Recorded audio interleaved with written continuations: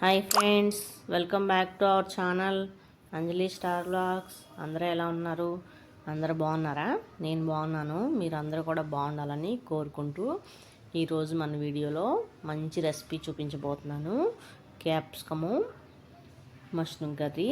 చాలా బాగుంటుంది కర్రీ. ఇప్పుడు మన వీడియోలో ఎలా తయారు చేయాలో చూసేద్దాం. ఒక బాక్స్ మష్రూమ్ అయితే నేను తీసుకున్నాను. ఈ మష్రూమ్ని ఇప్పుడు 4 ముక్కలుగా కట్ చేసుకోవాలి. పెద్ద మష్రూమ్ అయితే 4 ముక్కలుగా, చిన్నవి అయితే 3 ముక్కలుగా కట్ చేసుకుంటే సరిపోతుంది. ఇలా వీడియోలో చూపిస్తున్న విధంగా ఇలా 4 ముక్కలు కట్ చేసుకుంటే సరిపోతుంది. అన్నీ కూడా ఇలాగా కట్ చేసుకొని రెడీగా పెట్టుకోవాలి. ఇలా అన్నీ రెడీగా పెట్టుకున్న తర్వాత ఇప్పుడు ఒక బౌల్లో వాటర్ వేసుకొని వీటిని శుభ్రంగా ఈ మట్టి అంతా పోయేలాగా శుభ్రంగా కడుక్కోవాలి. ఈ పుట్టుకొక్కులకి మట్టి ఎక్కువ ఉంటుంది కాబట్టి అందుకని ఇలా 4 ముక్కలు చేసుకొని కట్ చేసుకుంటే మట్టి అంతా శుభ్రంగా పోతుంది. కడిగితే ఇలా తెల్లగా వచ్చేస్తాయి, చూసారు కదా. ఇలా శుభ్రం చేసుకొని పక్కన పెట్టేసుకోవాలి.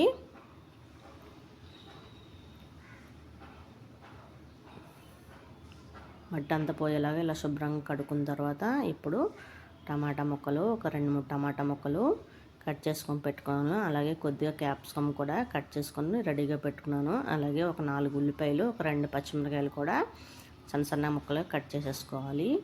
ఇప్పుడు ఒక మిక్సీ బౌల్ తీసుకొని ఈ కట్ చేసి పెట్టుకున్న ఈ టమాటాలని మిక్సీ జార్లో వేసేసుకొని కొద్దిగా జీడిపప్పు వేసుకోవాలి. ఇప్పుడు మూత పెట్టుకొని మెత్తగా గ్రైండ్ చేసుకోవాలి. మధ్యలో కొంచెం వాటర్ వేసుకుంటూ గ్రైండ్ చేసుకుంటే సరిపోతుంది. మెత్తగా పేస్ట్లా అయిపోయేలా గ్రైండ్ చేసుకుని పెట్టుకుంటే సరిపోతుంది. ఇప్పుడు దీన్ని పక్కన పెట్టేసుకుందాం. ఇప్పుడు స్టవ్ వెలిగించుకొని స్టవ్ పైన కళాయి పెట్టుకోవాలి. అందులో రుచికి సరిపడా ఆయిల్ వేసుకోవాలి. ఆయిల్ ఎక్కువే పడుతుంది. ఆయిల్ ఎక్కువ ఉంటేనే కర్రీ టేస్ట్గా ఉంటుంది. ఇప్పుడు ఈ మష్రూమ్ అన్నీ ఈ ఆయిల్లో వేసేసుకొని ఒక 50% వేగిపోయేలాగా వేయించుకోవాలి. ఎందుకంటే ఈ మష్రూమ్ అనేది కొంచెం జిగురుగా ఉంటాయి కాబట్టి అందుకని ముందు కొంచెం బాయిల్ చేసుకుంటే కర్రీలో చాలా టేస్ట్గా ఉంటుంది. కొద్దిగా ఉప్పు, కొద్దిగా పసుపు వేసుకొని ఒక 50% వేగే వరకు వేయించుకోవాలి. హై ఫ్లేమ్లో పెట్టుకొని వేయించుకుంటే సరిపోతుంది. అందులో ఉన్న వాటరు, ఈ జిగురంతా మష్రూమ్లో అంతా పోతుంది.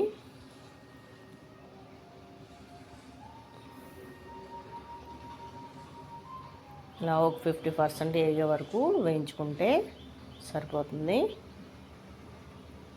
వీడియోలో చూపిస్తున్న విధంగా వేయించుకుంటే సరిపోతుంది. ఇప్పుడు ఒక ప్లేట్ తీసుకొని అన్నీ కూడా ఒక ప్లేట్లో వేసేసుకోవాలి.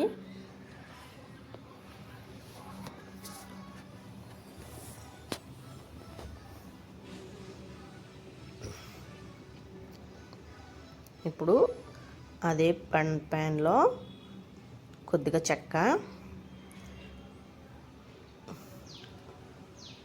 ఒక 2-3 బిర్యానీ ఆకులు, కొద్దిగా జీలకర్ర వేయించుకొని గోల్డ్ కలర్ వచ్చే వరకు వేయించుకోవాలి. ఇప్పుడు కొద్దిగా కరివేపాకు, ఈ కరివేపాకు కూడా చిటపటలాడే వరకు వేయించుకుంటే సరిపోతుంది. కొద్దిగా జీడిపప్పు, ఈ జీడిపప్పు మీ ఆప్షన్ అండి, కావాలితే వేసుకోవచ్చు, అక్కర్లేకపోతే స్కిప్ చేసేయండి. ఈ జీడిపప్పు గోల్డ్ కలర్ వచ్చే వరకు వేయించుకుంటే సరిపోతుంది. ఇప్పుడు తరిగి పెట్టుకున్న ఈ ఉల్లిపాయ, పచ్చిమిరకాయలను కూడా వేసేసుకోవాలి.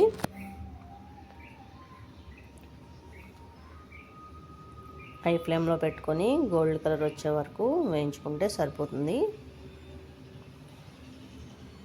ఇప్పుడు సరిపడా ఉప్పు, చిటికెడ పసుపు వేసుకొని ఇప్పుడు ఈ ఉప్పు పసుపు కలిసేలాగా ఒకసారి బాగా కలుపుకోవాలి. ఇప్పుడు తరిగి పెట్టుకున్నటువంటి క్యాప్సికము, ఒక 1/2 క్యాప్సికమ్ అయితే సరిపోతుంది. ఎక్కువ క్యాప్సికమ్ అక్కర్లేదు, ఎందుకంటే ఘాటుగా ఉంటుంది కర్రీ, అందుకని కొద్దిగా వేసుకుంటే సరిపోతుంది.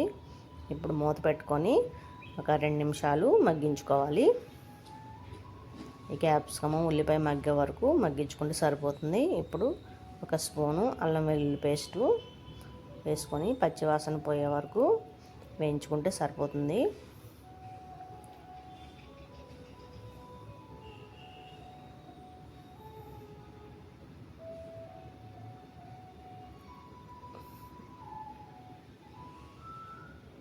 ఇప్పుడు రెడీ చేసి పెట్టుకున్న మనం ఈ టమాటా ఈ గ్రేవీని ఇందులో వేసేసుకోవాలి. సరిపడా కారం వేసుకోవాలి. కొంచెం కారం ఎక్కువే పడుతుంది, ఎందుకంటే మనం జీడిపప్పు టమాటా గ్రేవీ పెట్టేస్తున్నాం కాబట్టి తీయగా లేకుండా కొంచెం కారం ఎక్కువ వేసుకుంటే కొంచెం స్పైసీగా ఉంటే కర్రీ అనేది చాలా బాగుంటుంది. ఇప్పుడు ఈ టమాటా జీడిపప్పు పచ్చివాసన పోయే వరకు వేయించుకొని మూత పెట్టుకుంటే సరిపోతుంది. ఇప్పుడు వేయించుకున్న తర్వాత ఒకసారి బాగా కలుపుకోవాలి. కలుపుకున్న తర్వాత ఇందాక మనం వేయించి పెట్టుకున్న ఈ మష్రూమ్ మొత్తం ఇందులో వేసుకోవాలి. ఇప్పుడు గడ్డ తీసుకొని మళ్ళీ కలుపుకోవాలి. ఈ గ్రేవీ మొత్తం ఈ మష్రూమ్ పట్టేలాగా కలుపుకుంటే సరిపోతుంది. ఇప్పుడు వాటర్ వేసుకోవాలి.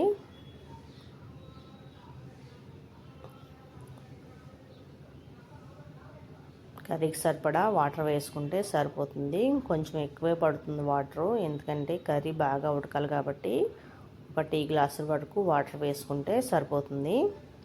ఇలా వాటర్ వేసుకున్న తర్వాత బాగా కలిపేసుకొని మూత పెట్టుకొని మరొక 2 నిమిషాలు మగ్గనివ్వాలి. 2 నిమిషాల తర్వాత కర్రీ మొత్తం ఇలా దగ్గర పడింది. ఇప్పుడు లాస్ట్గా కొంచెం గరం మసాలాని యాడ్ చేసుకోవాలి. అలాగే కొంచెం కొత్తిమీర కూడా యాడ్ చేసుకోవాలి.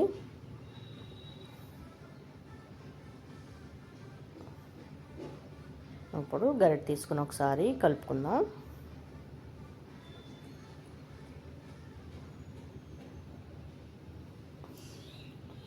ఫైనల్గా అయితే కర్రీ అయితే రెడీ అయిపోయింది. ఇప్పుడు స్టవ్ ఆఫ్ చేసేసుకుందాం. కర్రీ మొత్తం బాగా ఉడికిపోయింది కాబట్టి స్టవ్ ఆఫ్ చేసేసుకొని ఇప్పుడు సర్వింగ్ బౌల్ తీసుకొని కర్రీని సర్వ్ చేసుకుందాం. చపాతీలోకి, రోటీలోకి, రైస్లోకి కర్రీ చాలా బాగుంటుందండి. నిజంగా చాలా బాగుంటుంది. నచ్చితే మీరు కూడా ఒకసారి మీ ఇంట్లో ట్రై చేయండి. టేస్ట్ చాలా సూపర్గా ఉంటుంది. అలాగే నా వీడియో కనుక నచ్చితే లైక్ చేయండి, షేర్ చేయండి. మీ ఫ్రెండ్స్ అండ్ ఫ్యామిలీ మెంబర్స్కి నా వీడియోని షేర్ చేయండి. మరొక మంచి వీడియోతో మళ్ళీ మీ ముందుకు వస్తాను. Thank you for watching.